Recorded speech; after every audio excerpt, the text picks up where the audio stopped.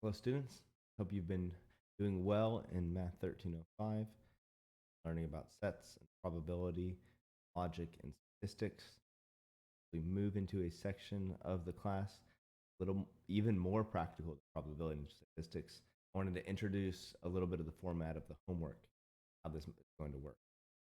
Some of the sections in Chapter 6, which is about money management, if you see on the side here, still are very, very mathematical, and you're going to do them homework set like we've been doing. For example, understanding percent, simple interest. It's a very calculatable skill. But other sections in this chapter are a little more abstract and a little more personalized. For example, investments is going to be the first one. So as we enter week 14, homework for 6.7 is going to not look like a MyOpenMath module inside a Canvas, but it's going to look like a discussion board where students are going to think about investing money as financial, physical, spiritual, and the holistic act of investing money, what money management looks like in the future. Where students are going to learn about budgeting and saving and investing and planning for the future, but how money is a little bit more than just a number on a piece of paper, but about how Jesus has called all people in all walks of life not to store up treasures for yourself on earth, moths and vermin destroy, thieves can break in and steal, but store up for yourself treasures in heaven. Classic 6 on the Sermon on the Mount. And so, considering these words of Jesus and the holistic thing that is money investing, we're going to start thinking about how money management and investing, not just for personal gain, but could be for the good of others, could be for the good of your children, good of your community, church, family, how budgeting and saving can help you invest in others. If you had money to invest, whether in a person, a ministry, a small business, how would faith influence? We're going to look at how, yes, investing is, like the book says, about bonds and stocks, turn yield, and computing percent yield on every investment. I mean, as you work through the textbook, you'll see that. You'll see the practical side of investing. But then in the discussion board, I want to turn it a little bit. You can definitely still communicate with your peers and instructor about how that practical of investment looks. But I would encourage you to dig a little bit deeper and look what investment looks like on the spiritual side. Say some investments that we make with money aren't necessarily turning on earth, or like Jesus said, store up for yourself treasures in heaven, and what those investments could look like as well. So the next 3 weeks are going to kind of be double lesson, or have two different fulfillments of the same lesson. One of these, as you read through the textbook and work through the practice problems, is going to be very practical and very mathematical. And as you work into the discussion board with your peers, I'm still encouraging you to talk about the practical, talk about what you might invest in. But then I would highly encourage you to talk about the spiritual side of investment, what that looks like in you.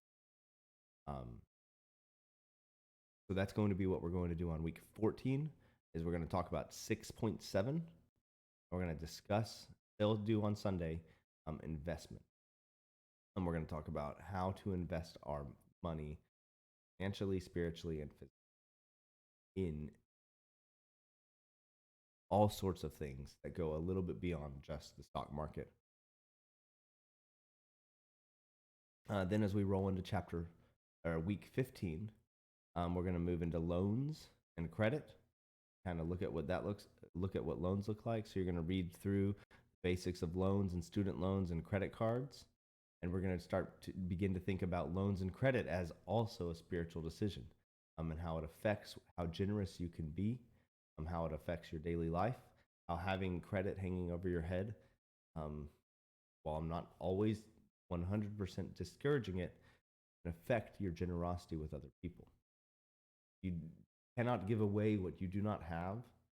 And in light of that, In order to be a generous person, your investment or decision making is exit college. And so we're going to explore how loans and credit cards work in this chapter, 6.7, over the course of week 15.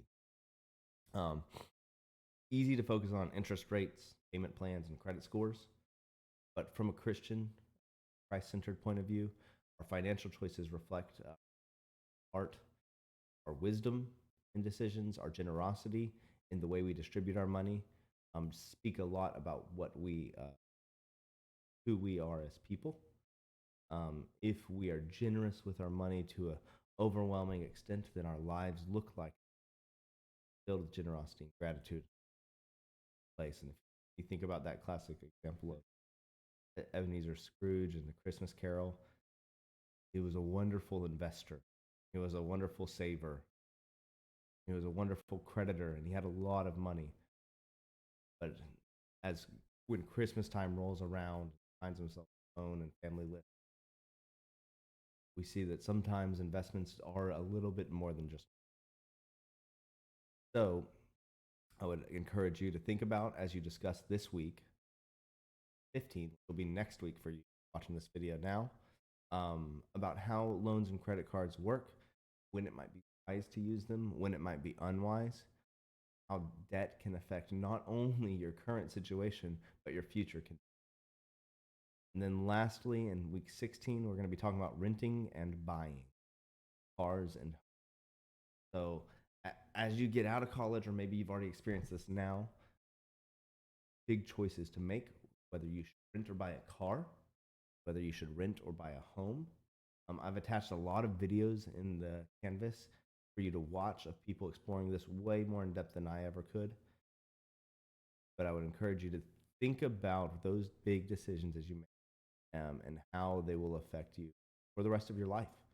How buying a home is not a temporary decision, but a pretty long-term decision, and whether renting or buying is right for you, and then discussing that with your classmates. So that'll be in week 16 for the third financial discussion board, where you will talk about whether you should rent or buy a car or a home. The pros and the cons on each choice include cost, and flexibility, long-term value, short-term necessity. But as a Christian, and introduce the faith element into this as the last discussion for finances, it's important to look through a lens of stewardship. As much as everything that I've been given to manage and steward, to kind of be the guardian over, and to do that well. So making decisions that are wise, effective, is really important in me being a good steward of them. On Luke 14:28, Jesus says, "Suppose one of you wants to build up a tower. Wouldn't you first sit down and estimate the cost to see if you have enough money to complete it?" So yes, he's talking about the spiritual condition of the heart, but Jesus offers this really financial frugal advice, saying, if you're going to buy a home, going to lease a car, why don't you first sit down and consider if you have enough money to complete it? The verse reminds us that planning ahead, being wise with what we're given, is a good thing. A couple things to consider in this last discussion post is the flexibility that renting offers versus the value that purchasing offers, but how both decisions ought to be made carefully, thoughtfully, faithful management, things you. So you can find those full prompts in the discussion board sections. Just a quick reminder, that's going to be week 14, 15, and 16. A new discussion board and replies to your fellow classmates for each one.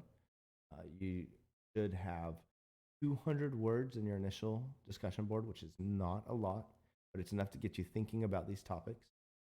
And then 3 required replies to your classmates with 100 words. So for each of these weeks, you should read through the section. So the section is going to be investments. Section is going to be kind of these 3 lumped together, where you talk about loans and credit. And then it's going to be buying and leasing a car, and renting and home ownership. So the 3 sections are kind of going to break down into investments, 6.7. And then we're going to look at loans and credit because it's all really related, 8 through 10 for the second discussion board.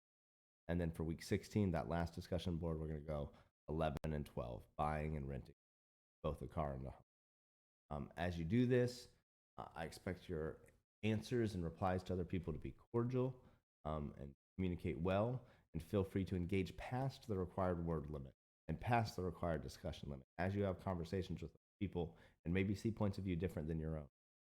Maybe you're not a person of faith who reads somebody's discussion post as it comes from a place of faith or Christianity, and you're interested and curious in that and want to reach out to them and say, hey, why place such value on church generosity or local church support? Or maybe you're a person who's never experienced investing in the stock market and somebody has, and you want to respond to them and talk to them about their personal experience investing. Feel free to engage past the word limit or past the 3 required replies. Classmate. Hopefully, this is a little bit of a break from the homework modules and a little bit of a refreshing type of homework. You could engage with your students and your peers and your teacher and your instructor, and that you could learn a little bit of money management that you'll be experiencing very soon after graduating, or very likely you're already experiencing. Thank you so much for watching this, and thank you for your continued work in this course. Best of luck.